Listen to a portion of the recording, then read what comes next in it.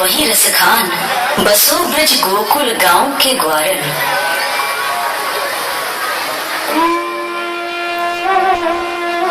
श्री कृष्ण के अनेक भक्त हुए।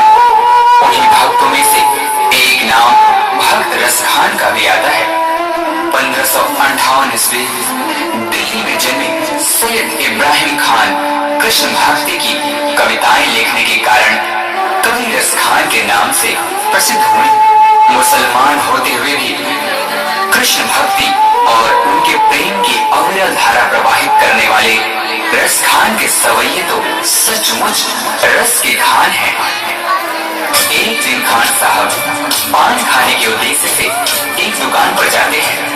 तभी अचानक उनकी नजरें उस दुकान पर लगी बालकृष्ण की छवि पर पड़ती है।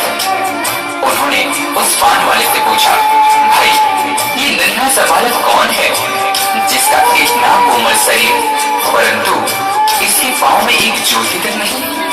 ये जिस जमीन पर खड़ा है वो कितनी खुरदरी है।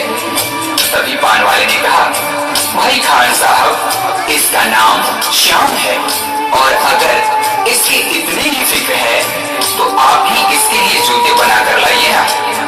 ये बात खान साहब के हृदय पर छू गई। फिर क्या था, दूसरे ही दिन हाथों में नन्हे श्याम के चरण पादुका लिए वे उसी पान वाले से पूछते हैं, चरण पादुका लेकर सबसे पूछ रहे रसखान बताओ।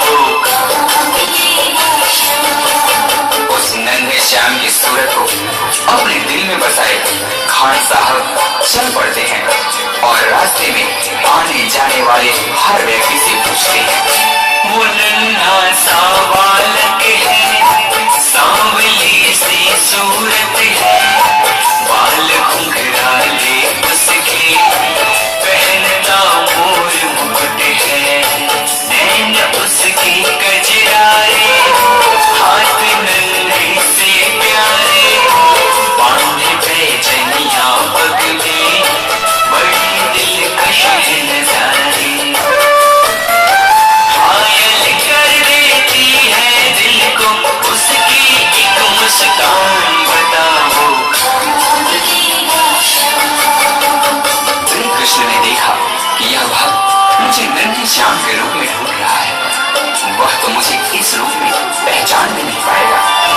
तभी वे एक साधारण व्यक्ति का रूप धारण कर खान जी के पास जाकर सारी बातों को सुनने के पश्चात उनसे कहते हैं, समझ में आया जिसका पता तू पूछ रहा है, वो है बांके बिहारी जिसे तू ढूंढ रहा है।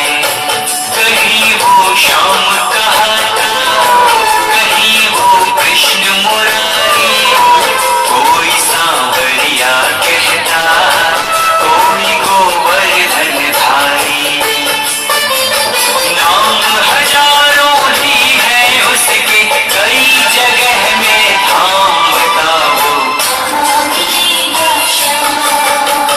उस भले व्यक्ति ने खान जी को वृंदावन जाने को कहा। फिर क्या था, मानो मुसाफिर को मंजिल मिल गई हो। बिना खाए पिए लगातार चलते हुए खान साहब वृंदावन में कृष्ण के मंदिर तक जा पहुंचते हैं। पागलों जैसी हालत, हाथों में जूते लिए, अन्य समुदाय के होने के कारण मंदिर के पुजारियों ने उन्हें अंदर आने से मना कर दिया। नन्हे श्याम से मिलने की आस लिए खान साहब रो पड़े।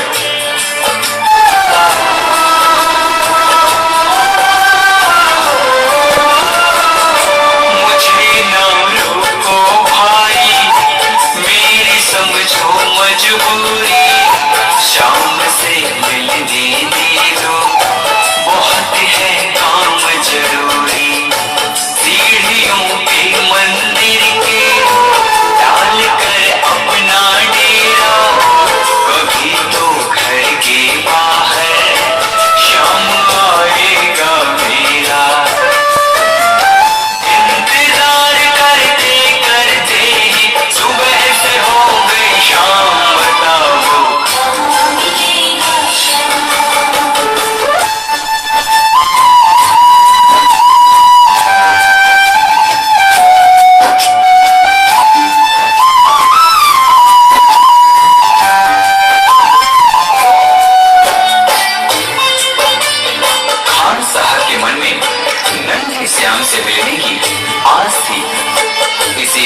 विश्वास के साथ वे वही मंदिर की सीढ़ियों पर रात भर बैठे रहे।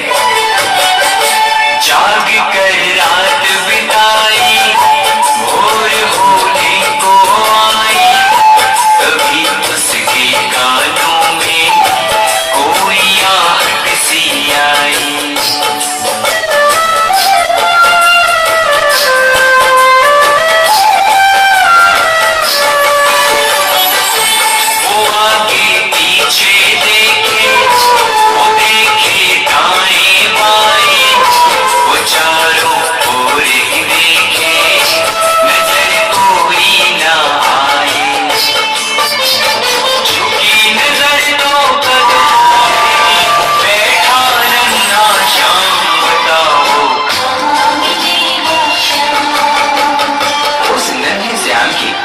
जैसी छड़ी भक्त खान जी ने अपने हृदय में बसाई थी, एक वैसी ही उन्होंने अपने सामने पाया।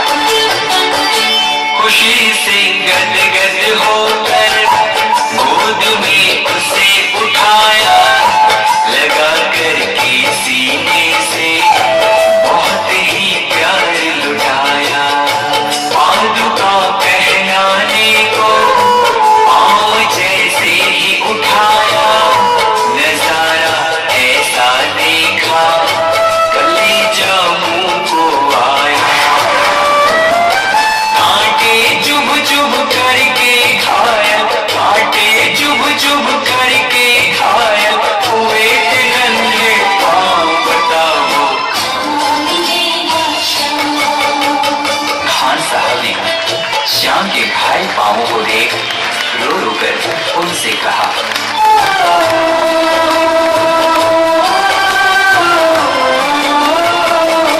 खबर देते तो खुद ही तुम्हारे पास में आता, न पग में छाले पड़ते, न चुभता कोई कांटा।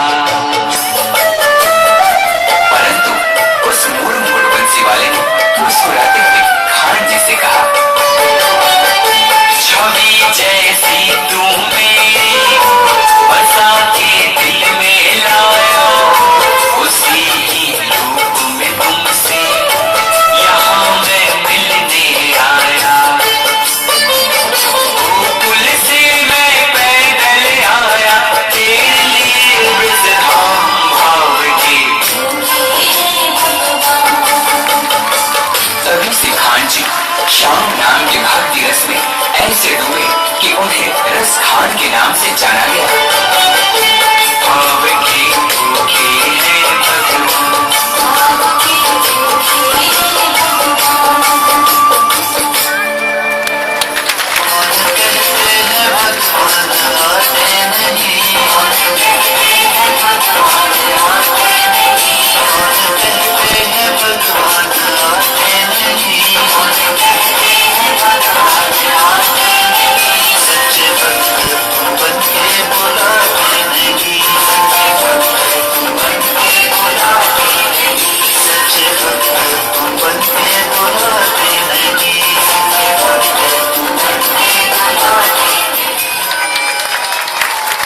भक्ति रस का एक अनुपम उदाहरण प्रस्तुत करने वाली मीराबाई ने तो लोक लाज त्याग कर संतों की संगति की और अभिलाष की चिंता न करते हुए अपनी कृष्ण रूपी प्रेम बेल